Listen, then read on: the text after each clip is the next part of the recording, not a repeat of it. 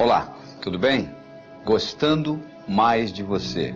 Se você não gosta de você, o mundo não vai gostar de você. O seu desempenho, tanto pessoal quanto profissional, nunca será maior do que a sua autoimagem. Por isso nós estamos trabalhando nisso. Como melhorar a sua autoimagem? Como melhorar a sua autoestima? Até a idade de 8 anos, você recebeu aproximadamente 100 mil nãos. Não faça isso, não faça aquilo, não faça aquilo.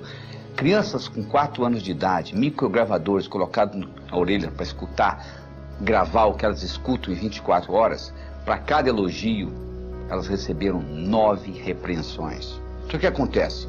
A sua autoestima, que nasceu direitinho, ela começa a ser lesada. Você tem que continuar vivendo. Então, como mecanismo de compensação, você faz compensações e que leva a deformações. Adolf Adler, discípulo de Sigmund Freud, Dr. Adler dizia: toda compensação traz uma certa deformação.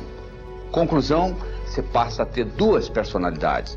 Uma que você apresenta para os outros e a outra que é a sua lá, que você não quer mostrar para ninguém. E você gasta uma energia vital enorme tentando separar uma da outra.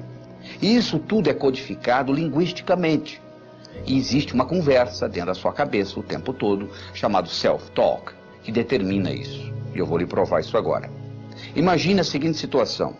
Imagine que eu colocasse aí onde você está assistindo esse vídeo, uma tábua de 40 centímetros de largura e 10 metros de comprimento. Eu colocasse no chão. E solicitasse que você andasse nessa tábua, de um lado para o outro. Você conseguiria? Provavelmente sim, não tem problema nenhum andar de um lado para o outro.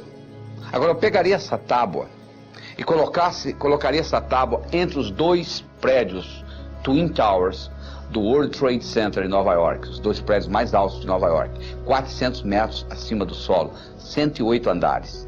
E agora eu solicitaria que você atravessasse essa tábua de um lado para o outro. Você faria?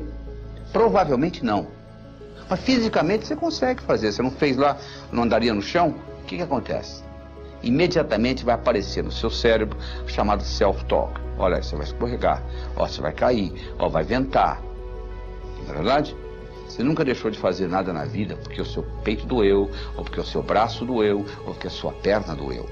Você deixou de fazer alguma coisa na vida porque alguma coisa aconteceu aqui dentro do seu cérebro. Não é verdade?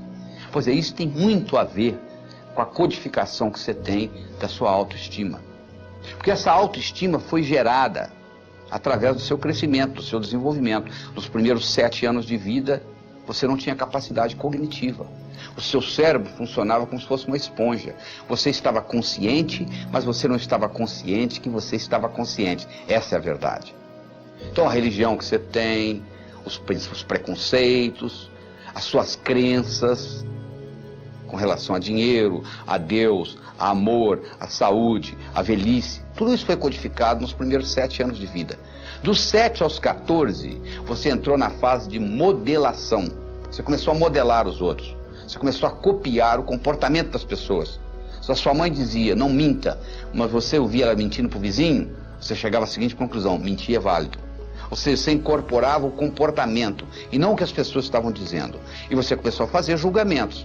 Por volta dos 14 anos, você entrou na terceira fase, que é a chamada fase de socialização. Você começou a se socializar com os outros. E teoricamente, somente teoricamente, você completou isso por volta dos 21 anos. Eu digo teoricamente, porque eu encontro pessoas com 50 anos de idade que ainda não saíram de casa emocionalmente. O pai já morreu, a mãe mora a 2.000 quilômetros de distância, mas a pessoa ainda não saiu de casa emocionalmente. Então nós temos que voltar lá e reestruturar essa criança, que nunca tem mais do que 7 anos de idade.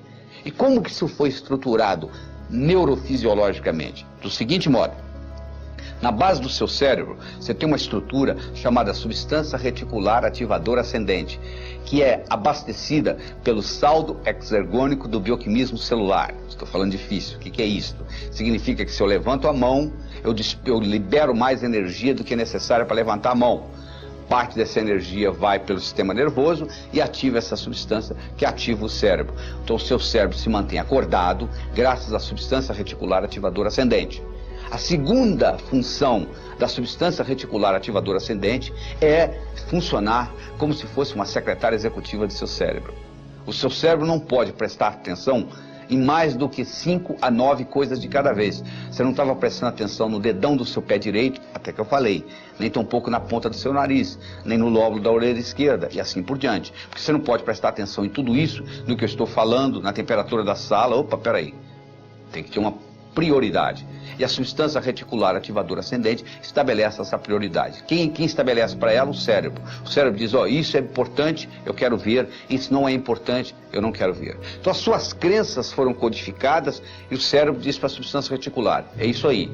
Então imagina uma menina com 12 anos de idade abusada sexualmente. Ela chega à seguinte conclusão, homem não presta. O cérebro dela diz para a substância reticular, então se você encontrar um homem que não presta, eu quero saber. Quando você encontrar um que não presta, eu não quero ver. E daí para frente, o que é que ela vai encontrar na vida? Homens que não prestam. Então com isso se perpetua. E você então passa a ter a sua vivência de acordo com as suas crenças, de acordo com a sua autoestima. Está entendendo como a coisa funciona? Se você quiser mudar a sua vida, você tem que começar mudando a sua autoestima. Nós vamos trabalhar nisso aqui. Como é que você melhora a sua autoimagem? O que você precisa fazer para mudar essa autoimagem? O que você precisa fazer para modificar essa janela da substância reticular ativadora ascendente? E, consequentemente, mudar a sua percepção. Mudando a sua percepção, você muda a sua realidade. Porque as coisas são simples. As coisas são óbvias, não é verdade? Mas o óbvio só é óbvio para a mente preparada. Então nós temos que preparar essa mente. E como que nós preparamos? Mudando essa janela, mudando a sua percepção. É isso que nós vamos continuar fazendo. E você agora vai para um outro vídeo. E nesse segundo vídeo nós vamos continuar trabalhando nisso, porque esse é o primeiro passo para você ser bem sucedido. Você tem que passar a gostar mais de você, você tem que mudar esse self-talk, essa conversa que você tem com você, certo?